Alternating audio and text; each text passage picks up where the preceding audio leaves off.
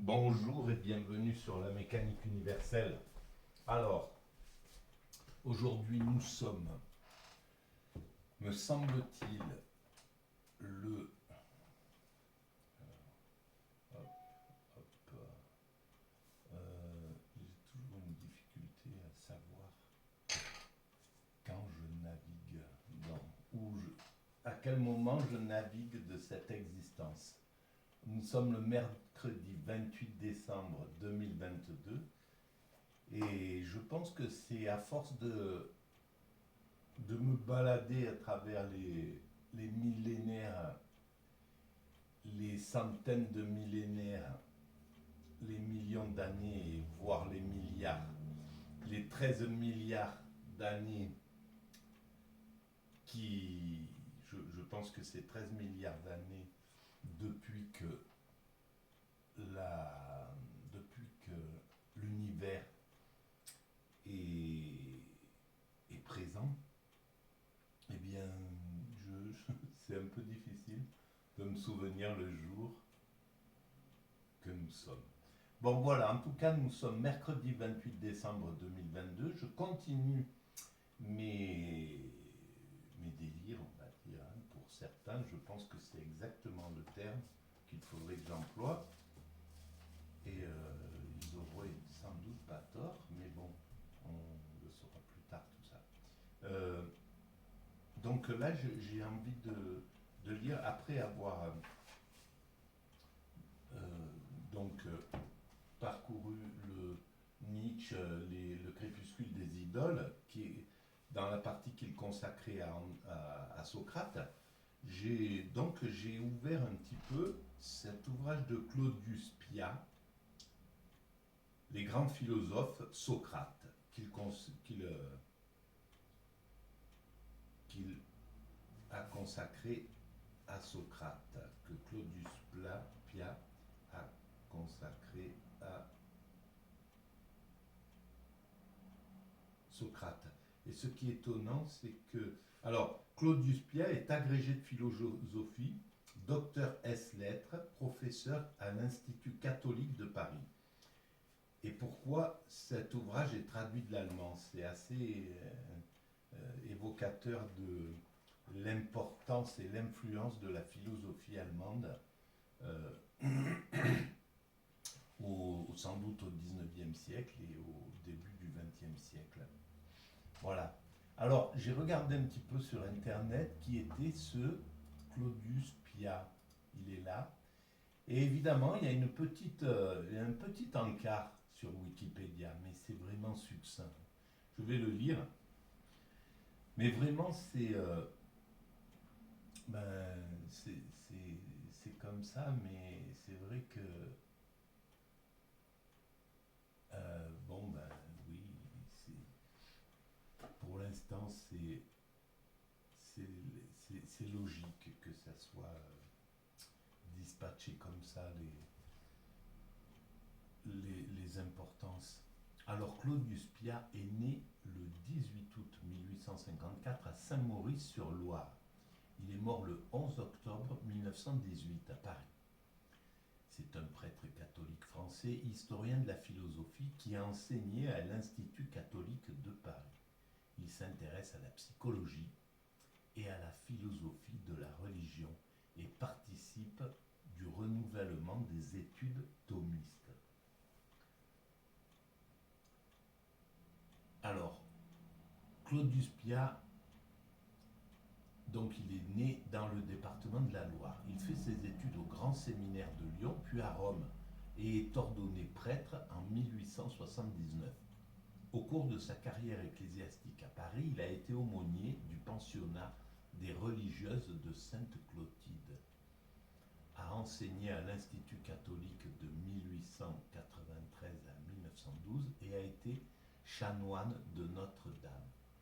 Eh bien, s'il a été aumônier du pensionnat des religieuses de Sainte-Clotilde, quand on voit sa photo, eh ben, je la mettrai sur le truc de... Bon, je ne sais pas quel âge il avait, mais là, il semble jeune, mais on dirait un jeune acteur. Voilà. Bref, chercheur catholique, licencié ès-lettres en 1894, agrégé de philosophie en 1887 et docteur ès-lettres en 1890, il présente 2 thèses à la Sorbonne, l'une sur l'intellectuel actif et l'autre sur le statut donné par Thomas d'Aquin à nos idées. Sa soutenance de 1890 est le théâtre de vifs débats avec ses examinateurs, portés sur la philosophie contemporaine. Alors, oui, donc il fait un travail sur Thomas d'Aquin, et donc il est déjà un petit peu critiqué par certains qui, qui auraient bien voulu le voir s'intéresser à la philosophie du moment. Il y avait peut-être Bergson déjà, etc. Ami de l'abbé de Broglie, il fréquente ces réunions du mardi avec d'autres étudiants comme Pierre Batifol, Marcel Hébert ou Albert Loisy, qui se rassemblent autour de savants comme savants tels que Louis Duchesne, Émile Senart ou François Lenormand. À partir de 1893, il professe à l'école des hautes études littéraires de l'Institut catholique de Paris, où il enseigne l'histoire de la philosophie. Voilà, alors ces savants, ces philosophes, Marcel Hébert, Louis Duchesne en tant que savant, Émile Senart, François Lenormand, eh ben, on ignorerait qui c'est pour la plupart des gens comme moi, s'ils n'avaient pas les noms de quelques rues. Émile Senart, ça me rappelle une rue, etc. C'est quand même incroyable. Donc il enseigne l'histoire de la philosophie à l'Institut catholique de Paris. S'intéressant aux questions de psychologie et de philosophie de la religion, il se penche sur les problèmes philosophiques contemporains relatifs à la connaissance et à la moralité dans une approche marquée par un aristotélisme thomiste et les traditions issues du spiritualisme. Rattaché par le philosophe Lucien Aréate aux spiritualistes chrétiens, avec les abbés de Broglie et Maurice de Baetz, ou encore Georges Foncegrive et Maurice Blondel, il s'oppose notamment au subjectivisme kantien, cherchant à réhabiliter la valeur métaphysique de la raison. Et voilà le souci, en fait, des systèmes contradictoires. Je continue. Combattant le relativisme, voilà, il combat le relativisme. Il fustige le nihilisme qu'il décèle chez les tenants de l'immanentisme, qui prétendent trouver dans l'intuition l'être que la raison ne donne pas. Et c'est ça le problème, c'est que la plupart des êtres humains, jusqu'à présent, là, dans la façon d'étudier, de se place en opposition des choses. Il me semble que maintenant le temps est venu de voir que, eh ben oui, l'intuition, elle est très importante. L'immanentisme a sa place dans la pensée. Il y a des choses qui sont importantes. En réalité, je pense que le monde est fait de tout et non pas d'opposition. Il faut que je charge ce mince alors purée. Bon bref, comment je vais faire? Ah, je suis mal organisé, très très mal organisé. Et si d'ailleurs j'en profite pour demander de l'aide. Si vous êtes un peu expert en... Où est-ce qu'il est ce truc?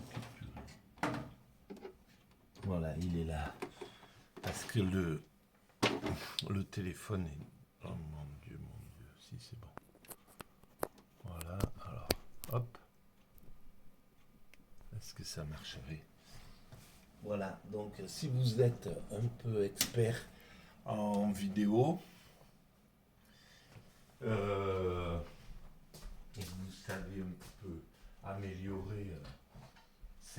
passe là, bon, il y a plein de choses qui vont pas, évidemment.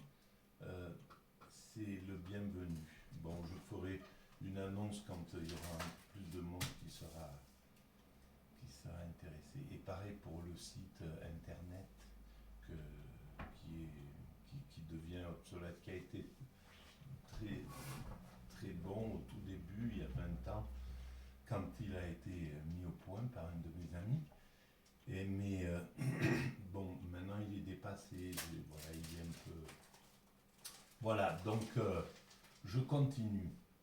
Auteur de nombreux articles, collaborateur de la revue du clergé français et de la revue néo-scolastique et du correspondant, il crée la collection Les Grands Philosophes pour les éditions Alcan, dont j'ai un de ses ouvrages, Socrate, voilà.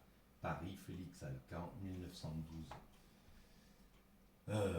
Une collection qu'il nourrit lui-même de plusieurs volumes consacrés à des philosophes comme Socrate, Aristote, Platon ou encore Leibniz. Il est également l'auteur de l'article sur Descartes dans la Catholic Encyclopédia.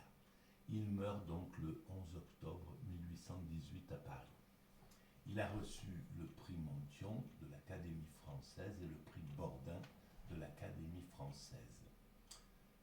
Donc il a écrit de nombreux ouvrages finalement. Quid divit nostris eides tribuat divut Thomas, l'intellect actif ou du rôle de l'activité mentale dans la formation des idées, la liberté, tome 1, la liberté, tome 2, l'idée, la personne humaine, la destinée de l'homme. Ah, la destinée de l'homme. Et ça, voilà, il faudra que je le trouve. Paris, Félix Alcan, 1898. Socrate, donc celui que j'ai. L'idée ou critique du kantisme, Aristote, la morale chrétienne et la moralité en France, en 1905. Platon, insuffisance des philosophies de l'intuition, de la croyance en Dieu, la morale du bonheur, quelques conférences sur l'âme humaine, Leibniz, l'intelligence de la vie, les idées directrices de la morale chrétienne, Socrate. Là, il a écrit un paquet de trucs et voilà, il a voué sa vie à l'étude du sens de l'existence et à transmettre la philosophie des autres aussi. Et voilà, je suis content de lui rendre hommage encore à quelqu'un qui est assez méconnu de ses contemporains. Voilà. Donc, j'ai ouvert le livre à chapitre 3, Vocation, sur cet ouvrage de Socrate. Je vais lire et je commente éventuellement. Socrate se crut le berger dont le peuple d'Athènes avait besoin, et il s'imposa la tâche de lui prouver ses errements, de le ramener à la vertu par le savoir. Ce qu'il y a de singulier, c'est qu'il ne donna jamais son rôle de convertisseur comme l'effet d'une impulsion toute naturelle. Il ne cessa au contraire d'affirmer que sa mission était divine. Il n'agissait que pour, ouvrez les guillemets, que pour accomplir l'ordre que le Dieu lui avait donné par la voie des oracles, par celle des songes et par tous les moyens qu'aucune autre puissance céleste a jamais employés dans le dessein de communiquer sa volonté à un mortel. Fermez les guillemets. C'est donc bien ce que disait Nietzsche à son propos.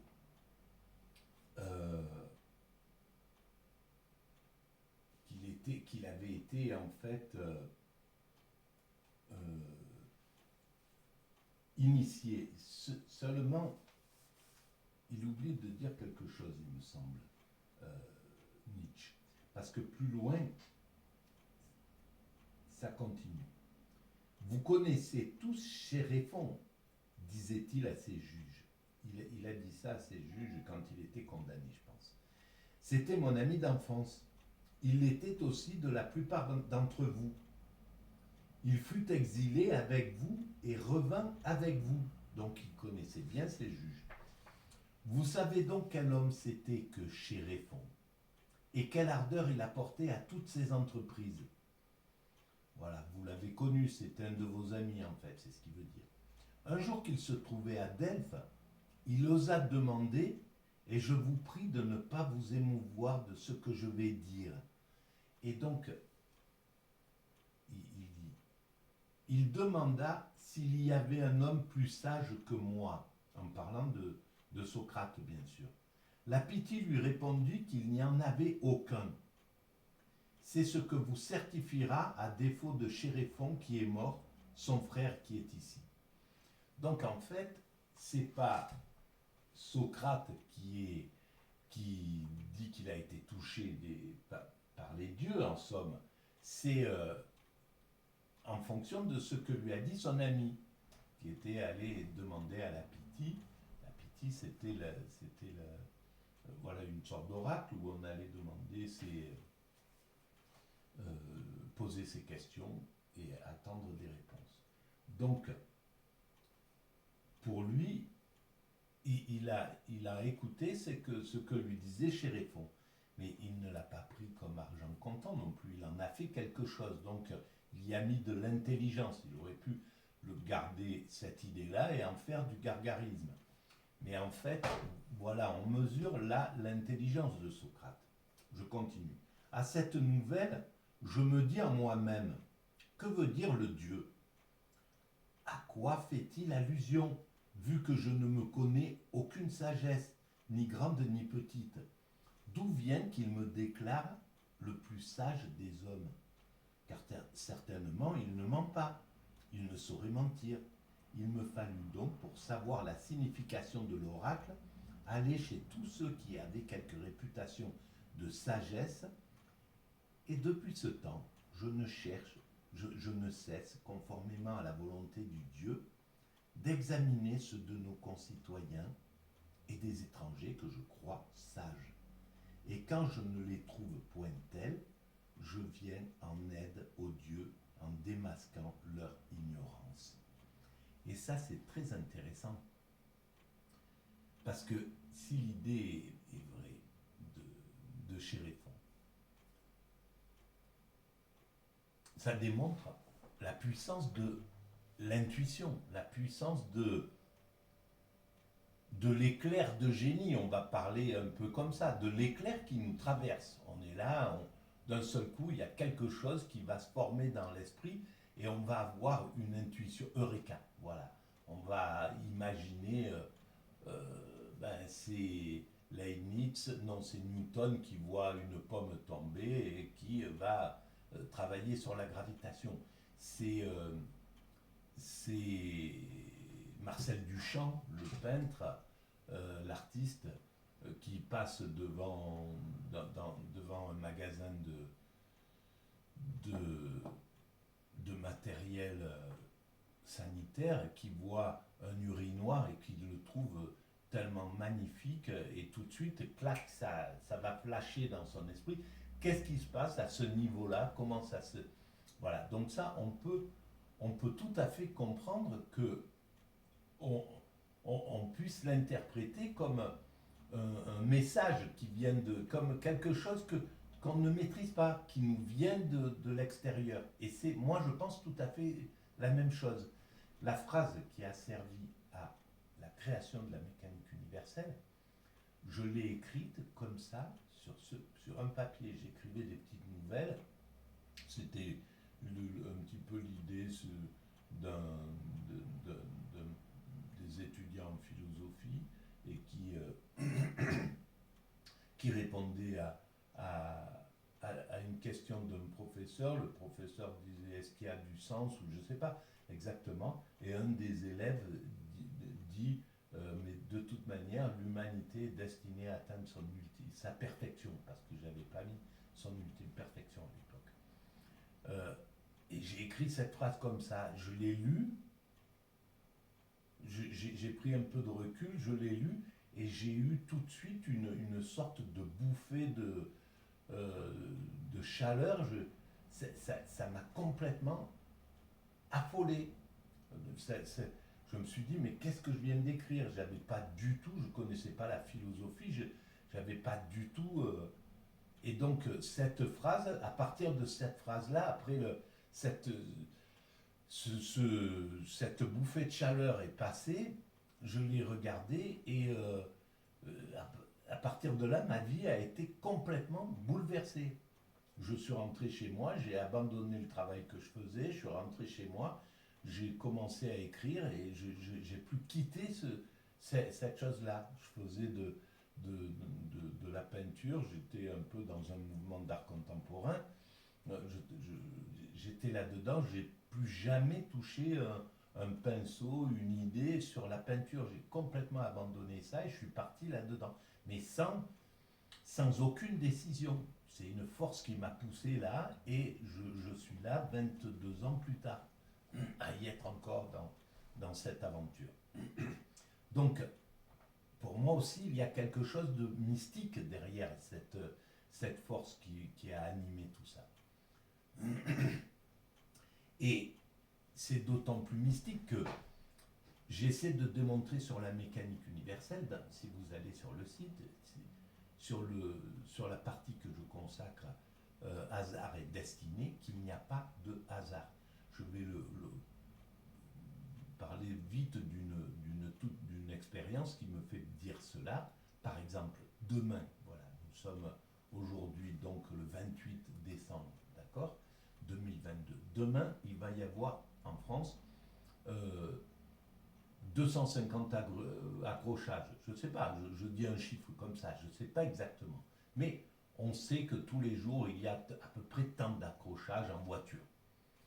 Des petits accidents comme ça, de trucs qui vont nécessiter de faire un constat.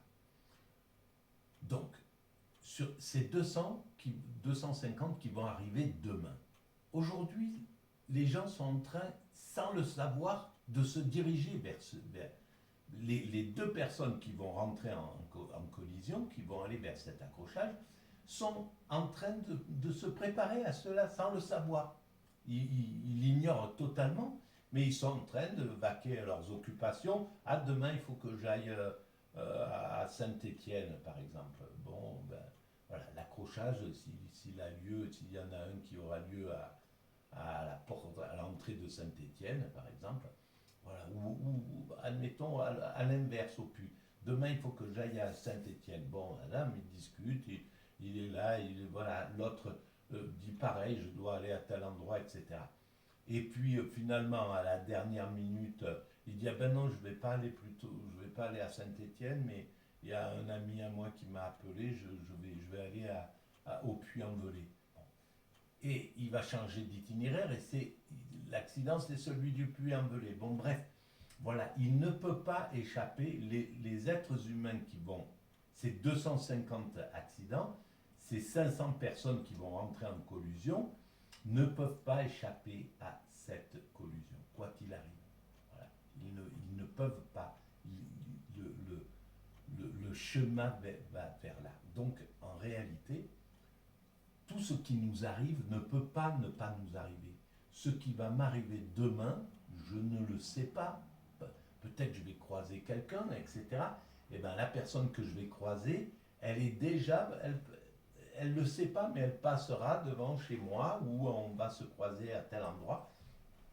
Ça sera comme ça. Voilà. Donc, tout est déterminé, sauf qu'on doit croire au hasard. Ce n'est pas quelque chose sur lequel on doit se fixer. C'est comme ça, c'est déterminé les choses. Donc, si c'est déterminé, c'est que quelque chose amène l'idée de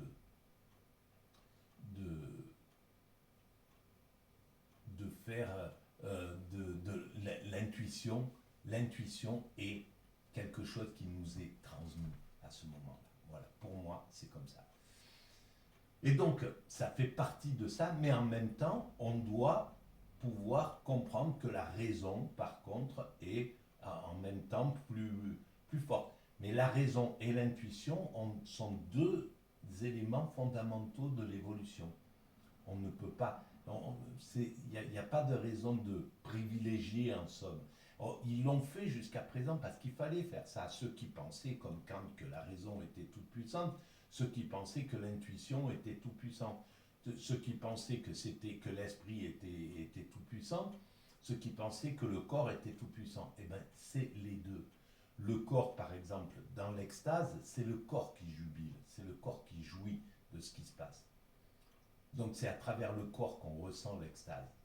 Mais l'esprit est fondamental pour construire l'humanité.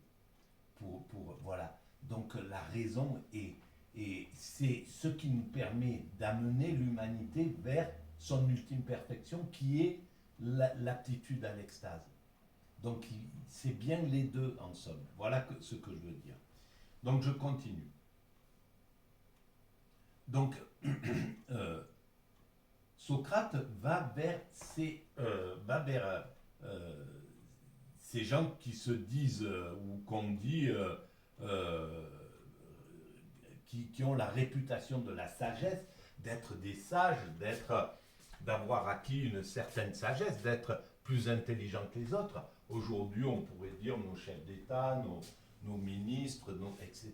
Ils ont un maintien, une maîtrise, ils maîtrisent la vie, ils ont quelque chose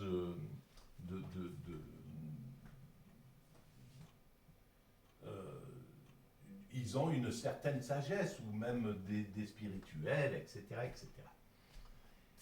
Et donc, Socrate allait les interroger, et il se rendait compte qu'en définitive, il n'était pas... C'était un peu du vent, tout ça.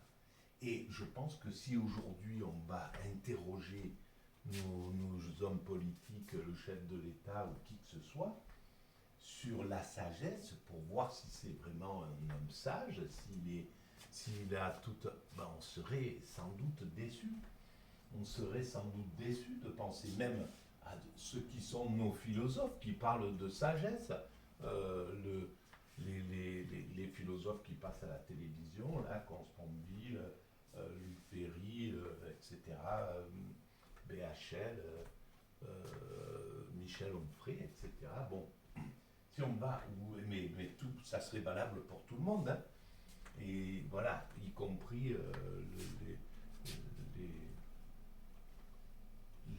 les spirituels, etc. Et qu'on va les interroger, ben on verrait que c'est pas une sagesse absolue, parce que personne n'atteint la sagesse absolue. La sagesse absolue, c'est l'extase.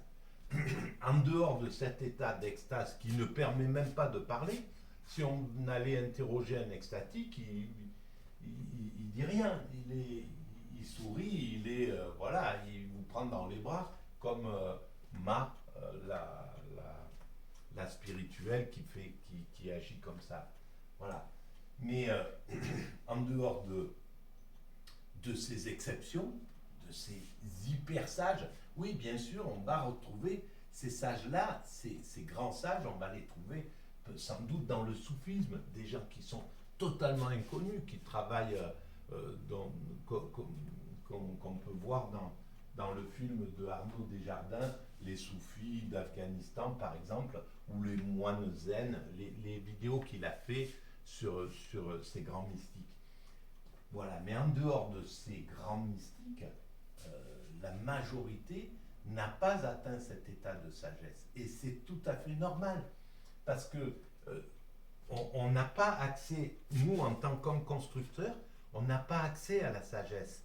La sagesse, on construit le nid de la sagesse, on construit l'espace dans lequel pourront vivre les sages qui viendront après nous. Dans 200, 300 ans, 400 ans, je ne sais pas quand est-ce qu'on aura fini de construire l'humanité, quand est-ce qu'on l'aura amené à son ultime perfection. Mais c'est uniquement à ce moment-là. Nous devons construire l'humanité. Donc nous devons avoir nos pulsions, nos défauts, nos pathologies, etc. C'est à travers tout cela qu'on construit. À travers la pulsion, le désir d'être meilleur que d'autres, de la jalousie, voilà, c'est ces états d'âme comme ça qui font que on va se battre. Par exemple, voilà, les Demoiselles d'Avignon de Picasso, c'est le sommet de la rage d'un jaloux, parce qu'à l'époque, Matisse recevait tous les honneurs, tout le monde parlait de Matisse, c'était lui qui était exposé, voilà, et Picasso, il était fou de rage, parce qu'il voulait être le chef, il voulait être le boss, donc il s'est enfermé complètement, et devant l'hymne à la joie qu'avait fait Matisse, des danseurs comme ça qui dansaient dans la nature, quelque chose de très harmonieux, de plein d'amour, etc. Il a pendu les femmes au bordel en fait. Il a cassé la tête des femmes, il a massacré les corps, etc. Et il a fait ces quatre femmes qui ont été une sorte d'icône du début du XXe siècle. C'était pas le fondement pour moi, hein. C'était justement parce que c'est né des pulsions, c'est pas né de l'intellect. Et donc, les Demoiselles d'Avignon sont importantes dans l'histoire de la peinture, mais carré blanc sur fond blanc, ou carré blanc sur fond blanc, Malevich, Kandinsky, voilà, l'idée de l'abstrait, donc du tout spirituel, et autre chose quand même, à mon sens, hein. Mais bon, il n'y a pas à dégrader ce travail-là. Les Demoiselles d'Avignon, c'est quelque chose de fondamental. Mais voilà, cette énergie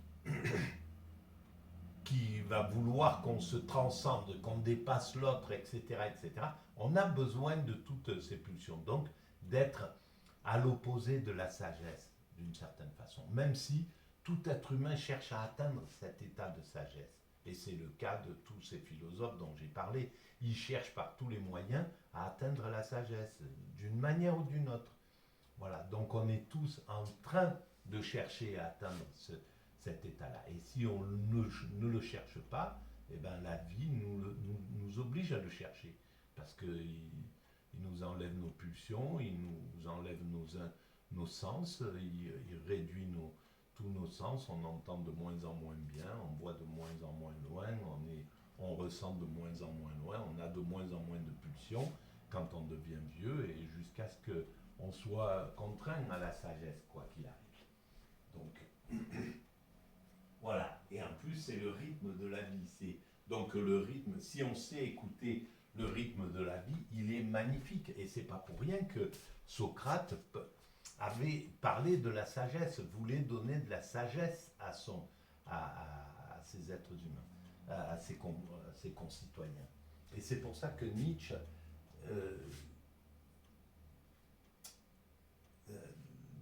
ne l'a pas bien compris en s'opposant vraiment à lui. Nietzsche avait raison à sa façon et Socrate avait raison à sa façon. Voilà ce qu'on peut dire de cette idée. Bon, je vais arrêter là parce que je vois que j'ai dépassé la ligne.